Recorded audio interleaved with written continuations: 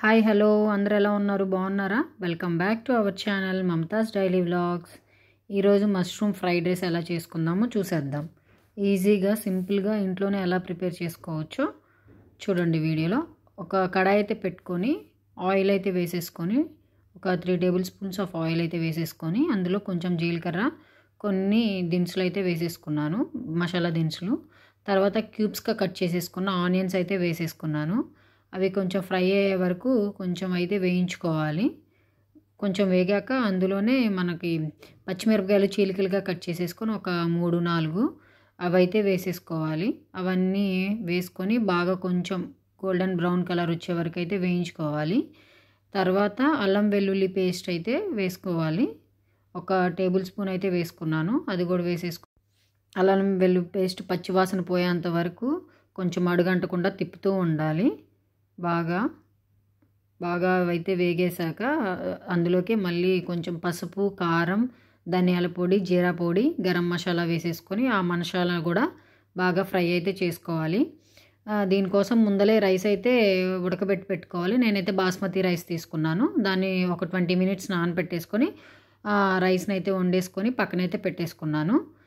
తర్వాత ఇవి మసాలా దినుసులన్నీ వేసేసుకున్నాను కదా, అవైతే బాగా అన్నీ కలిసేలాగైతే కొత్తిమీర కూడా వేసుకున్నాను. అవన్నీ బాగా కలిసేలాగా హై ఫ్లేమ్ పెట్టేసి కొద్దిసేపు అడగంటకుండా తిప్పుతూనే ఉండాలి.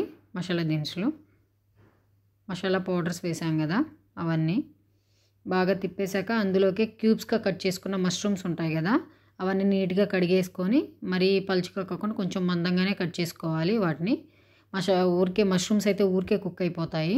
సో వాటిని అయితే కొంచెం లావుగానే కట్ చేసేసుకున్నాము. అవైతే అందులో వేసేసుకొని మొత్తం మసాలా అంతా వాటికి పట్టేలాగైతే బాగా కలుపుకోవాలి.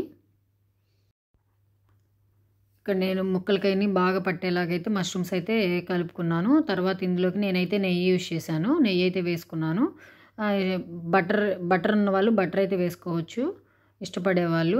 పిల్లలైతే మా ఇంట్లో పిల్లలైతే బటర్ అయితే తినరు. సో నేనైతే నెయ్యి అయితే వేసుకున్నాక ఒకసారి మొత్తం ముక్కలకైతే పట్టేలాగైతే కలిపేసుకోవాలి. ఇంకా తర్వాత కొంచెం వీటికి కూడా కొంచెం సాల్ట్ అయితే వేసుకున్నాను. అవన్నీ తిప్పేసుకున్నాక కొంచెం వాటర్ అయితే ఒక కప్లో కొంచెం అడుగున కొన్ని వాటర్ అయితే తీసుకున్నాను. మష్రూమ్స్ ఊరికే కుక్ అయిపోతాయి కదా, సో కొంచెం అయితే నేనైతే ఇంకా వాటర్ అయితే పోసేసుకొని మూత పెట్టేసుకొని అయితే కొంచెంసేపు అయితే కుక్ చేసుకోవాలి మష్రూమ్స్ ఉడికేంత వరకు. ఇంకెలా మొత్తం కుక్ అయిపోయాక ఆయిల్ అయితే పైకి వచ్చినట్లుగా అనిపిస్తుంది. ఇంకా కొన్ని వాటర్ ఉన్నాయి, అవి కూడా మొత్తం కుక్ అయిపోవాలి. పూర్తిగా ఆయిల్ పైకి వచ్చింది కదా, అది అలా అయిపోయి కలర్ మారిపోయింది. మష్రూమ్స్ కూడా చాలా ఇందాక ఎక్కువగా అనిపించినాయి కదా, ఇప్పుడు చిన్నగా అయిపోయినాయి.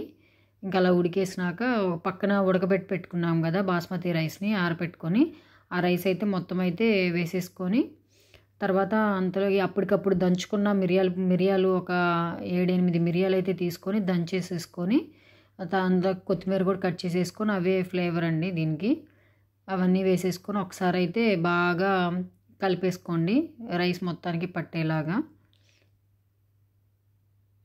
మేమైతే ఇది నైట్ డిన్నర్ కింద ఇలా మష్రూమ్ ఫ్రైడ్ రైస్ అయితే చేసుకున్నాము. మొత్తం కలిపేసుకొని ఇంకా మొత్తం సర్వ్ చేసుకోవడమే. మీకు వీడియో ఎలా అనిపించిందో లైక్ చేసి షేర్ చేసి కామెంట్ చేయండి.